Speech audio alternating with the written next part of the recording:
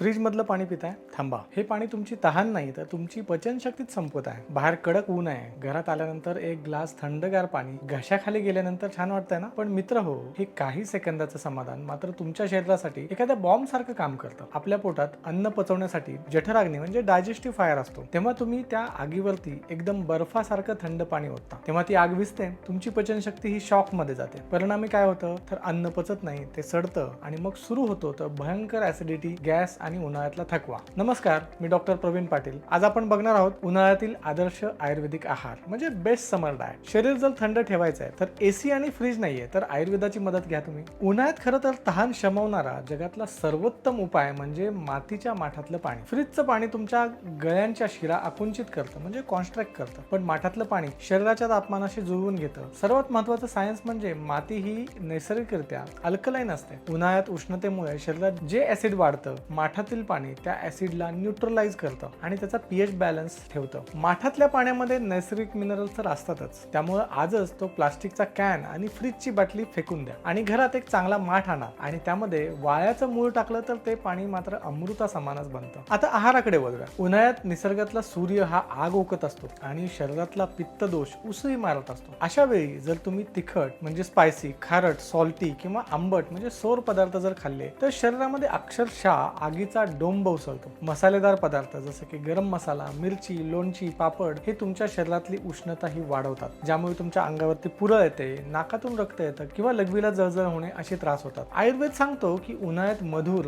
तिक्त, कषाय म्हणजे गोड, कडू आणि तुरट चवीचे अन्न खावे. दुधी भोपळा, पडवळ, काकडी, कलिंगड याचा आहारात समावेश करा. आणि तुम्हाला इन्स्टंट थंडावा पाहिजे, इन्स्टंट कुलन पाहिजे, हे 3 पदार्थ उन्हाळ्यात तुमच्या घरात असलेच पाहिजे. पहिलं म्हणजे सब्जा बी, स्वीट बेसिल सीड्स. फक्त 1 चमचा सब्जा बी 10 मिनिट पाण्यामध्ये भिजवा आणि ते पाणी किंवा ताक पिऊन घ्या. सब्जा बीच्या वर एक जिलेटिनचा थर असतो जो तुमच्या आतड्यांना म्हणजे गट लाइनिंगला शांत करतो आणि शरीरातील एक्स्ट्रा उष्णता जी आहे ती शोषून घेतो. दुसरा पदार्थ म्हणजे गुलकंद. गुलाबाच्या पाकळ्या आणि खडीसाखर यातून बनवलेला शुद्ध गुलकंद. तुम्ही रोज सकाळी 1 चमचा गुलकंद खा किंवा दुधामध्ये मिसळून प्या. ज्यांना सतत उष्णतेचे विकार होतात, फोड येतात किंवा डोळे जळजळतात त्यांच्यासाठी हे वरदान आहे. तिसरा म्हणजे वाळा सरबत, व्हेटिव्हर सिरप. कोल्ड्रिंक पिण्याऐवजी वाळ्याचे सरबत प्या. वाळा हा रक्ताला थंड करतो आणि उन्हाळ्यात येणारी घामाची दुर्गंधी, बॉडी ओडर आतूनच कमी करतो. आणि जर का तुमची नोकरीच अशी असेल की तिथं तुम्हाला दिवसभर उन्हात किंवा गरम वातावरणात राहावं लागतंय तर शरीराला आतनं थंड ठेवण्यासाठी आमचं गोसत्वमचं पित्तनाशक किट नक्की वापरा. यामध्ये बरेचसे नैसर्गिक घटक शरीराला थंड करतात. तसेच उन्हामध्ये काळी पडलेली त्वचा